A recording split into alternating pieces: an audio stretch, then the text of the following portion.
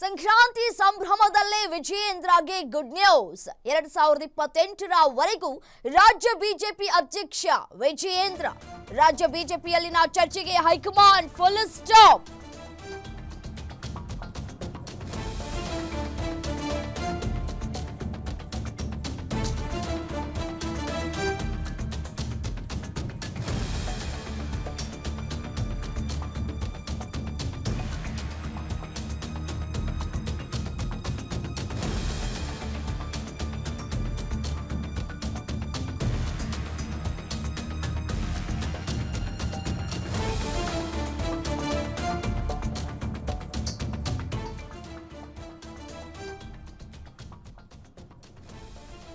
Rebels ಮತ್ತೆ alert ಆಗ್ತಾ ಇದ್ದಾರೆ. ಮತ್ತೆ ಮಾತುಕತೆಯನ್ನ ನಡೆಸಿರುವಂತಹ ರೆಬಲ್ಸ್ ನಾಯಕರಿಂದ ಹೈಕಮಾಂಡ್ ಭೇಟಿಗೆ ಕಸರತ್ತುಗಳಾಗ್ತಾ ಇದೆ.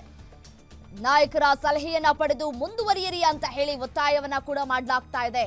19ಕ್ಕೆ ಹೊಸ ರಾಷ್ಟ್ರೀಯ ಅಧ್ಯಕ್ಷರು ನೇಮಕ ಮಾಡಿದಂತಹ ಬಳಿಕ ಭೇಟಿಗೆ ನಿರ್ಧಾರವನ್ನ ಕೈಗೊಳ್ಳಲಾಗ್ತಾ ಇದೆ. ನಿತಿನ್ ಬಿಪಿನ್ ನೇಮಕ ಬಳಿಕ ಭೇಟಿ ಮಾಡೋದಕ್ಕೆ ತೀರ್ಮಾನವನ್ನ ಕೈಗೊಳ್ಳಲಾಗ್ತಾ ಇದೆ. ಜನವರಿ ಕೊನೆಯ ವಾರದಲ್ಲಿ ಹೈಕಮಾಂಡ್ ಭೇಟಿ ಮಾಡಿ ಒತ್ತಡಕ್ಕೆ ಒಂದಷ್ಟು ಪ್ಲಾನ್ಗಳನ್ನ ಕೂಡ ಈಗಾಗಲೇ ಮಾಡಿಕೊಳ್ಳಲಾಗ್ತಾ ಇದೆ.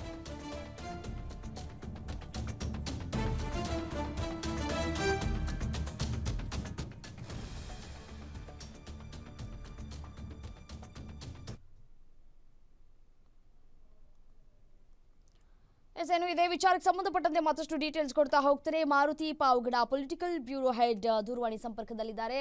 ಮಾರುತಿ, ವಿಜಯೇಂದ್ರಗೇನೋ ಗುಡ್ ನ್ಯೂಸ್ ಸಿಕ್ಕಿದೆ, ಸಂಕ್ರಾಂತಿಯ ಗುಡ್ ನ್ಯೂಸ್. ಬಟ್ ಆದ್ರೆ ಇದಕ್ಕೆ ರೆಬಲ್ಸ್ ನಾಯಕರಿಂದ ಯಾವ ರೀತಿಯಾದಂತಹ ತಂತ್ರಗಳನ್ನ ಎಣೆಯಲಾಗ್ತಾ ಇದೆ ಅಂತ? ರಮ್ಯಾ, ನಿನ್ನೆ ಮತ್ತೆ ಮೊನ್ನೆಯಿಂದ ರಾಜ್ಯ ಬಿಜೆಪಿಯಲ್ಲಿ ಚರ್ಚೆ ಆಗ್ತಿರೋದು ಏನಂತ ಹೇಳಿದ್ರೆ, ಕಳೆದ ಒಂದು ತಿಂಗಳಿಂದಲೂ ಕೂಡ 5-6 ರಾಜ್ಯಗಳ ರಾಜ್ಯಾಧ್ಯಕ್ಷರ ನೇಮಕ ಆಗಿದೆ. ಆದ್ರೆ ಕರ್ನಾಟಕ ರಾಜ್ಯಾಧ್ಯಕ್ಷರ ನೇಮಕ ಮಾಡುವಂತ ಒಂದು ವಿಚಾರದಲ್ಲಿ ಯಾವುದೇ ಅಭಿಪ್ರಾಯವನ್ನ, ಯಾವುದೇ ತೀರ್ಮಾನವನ್ನ ಬಿಜೆಪಿ ಹೈಕಮಾಂಡ್ ತೆಗೆದುಕೊಳ್ಳಿಲ್ಲ. ಈಗಿರುವಂತಹ ವಿಜೇಂದ್ರ ಅವರನ್ನೇ ಮುಂದುವರಿಬೇಕು ಅನ್ನುವಂತ ಒಂದು ನಿರ್ಧಾರಕ್ಕೆ ಬಿಜೆಪಿ ಹೈಕಮಾಂಡ್ ಬಂದಿದೆ ಅನ್ನುವಂತ ಒಂದು ಚರ್ಚೆ ಇರುವಂತದ್ದು. ಈ ಹೊತ್ತಲ್ಲೇ ವಿಜೇಂದ್ರ ಅವರನ್ನ ವಿರೋಧ ಮಾಡ್ತಿದ್ದಂತಹ ರೆಬಲ್ಸ್ ನಾಯಕರಾದಂತಹ ಯತ್ನಾಳ್ ಅವರು ಈಗ ಪಕ್ಷದಿಂದ ಉಚ್ಚಾಟನೆ ಆಗಿದ್ರು ಕೂಡ ಯತ್ನಾಳ್ ಅವರನ್ನ ಜೊತೆ ಸೇರಿಸಿಕೊಂಡೆ ರಮೇಶ್ ಜಾರಕಿಹೊಳಿ, ಕುಮಾರ್ ಬಂಗಾರಪ್ಪ, ಅರವಿಂದ್ ಲಿಂಬಾವಳಿ ಸೇರಿದಂತೆ ಹಲವು ನಾಯಕರುಗಳು ಮತ್ತೆ ಸಭೆ ಮಾಡಿರುವಂತದ್ದು. ವಿಜೇಂದ್ರ ಅವರನ್ನ ಒಂದು ವೇಳೆ 2028 ವಿಧಾನಸಭಾ ಚುನಾವಣೆಗೂ ಕೂಡ ಮುಂದುವರಿಸಿದ್ದೆ. ಆದ್ರೆ ತಮ್ಮ ತಂತ್ರಗಾರಿಕೆ ಯಾವ ರೀತಿಯಾಗಿ ಇರಬೇಕು ಅನ್ನುವಂತ ಒಂದು ವಿಚಾರಕ್ಕೆ ಸಂಬಂಧಪಟ್ಟಂತೆ ಚರ್ಚೆ ಮಾಡಿದ್ದಾರೆ ಅನ್ನುವಂತ ಒಂದು ಮಾಹಿತಿ ಸಿಕ್ಕಿದೆ. ಒಟ್ಟಾರೆ ವಿಜೇಂದ್ರ ಅವರನ್ನ 2028 ಕೂಡ ಮುಂದುವರಿಸಿದೆ. ಆದ್ರೆ ಈಗ ಇರುವಂತಹ ರಾಜ್ಯ ನಾಯಕರುಗಳ ಪರಿಸ್ಥಿತಿ ಏನು ಅನ್ನುವಂಥದ್ದನ್ನ ಬಿಜೆಪಿ ಹೈಕಮಾಂಡ್ಗೆ ಮನವರಿಕೆ ಮಾಡ್ಕೊಡ್ಬೇಕು ಅನ್ನುವಂಥದ್ದು.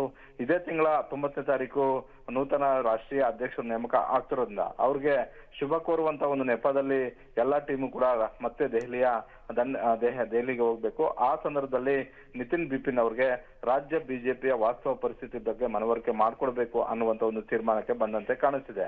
ಹೀಗಾಗಿ ಸುಮಾರು 10 ಜನರ ತಂಡ 19ರ ಬಳಿಕ ದೆಹಲಿಗೆ ಹೋಗಿ ನಿತಿನ್ ಬಿಪಿನ್ ಅವರನ್ನ ಭೇಟಿ ಮಾಡಿ ರಾಜ್ಯದಲ್ಲಿ ಈಗ ಆಗ್ತಿರುವಂತ ಒಂದು ಬೆಳವಣಿಗೆಗಳು, ಒಂದು ವೇಳೆ 2028 ಕೂಡ ವಿಜೇಂದ್ರ ಅವರನ್ನ ಮುಂದುವರಿಸಿದ್ದೆ ಆದ್ರೆ ಪಕ್ಷದ ಮೇಲೆ ಆಗುವಂತಹ ಸಾಧಕ ಬಾಧಕಗಳ ಬಗ್ಗೆ ಅವರ ಗಮನಕ್ಕೆ ತರಬೇಕು ಅನ್ನುವಂತ ಒಂದು ನಿರ್ಧಾರವನ್ನ ಮಾಡಿದ್ದಾರೆ ಅನ್ನುವಂತ ಒಂದು ಮಾಹಿತಿ ಸಿಕ್ಕಿರುವಂತದ್ದು.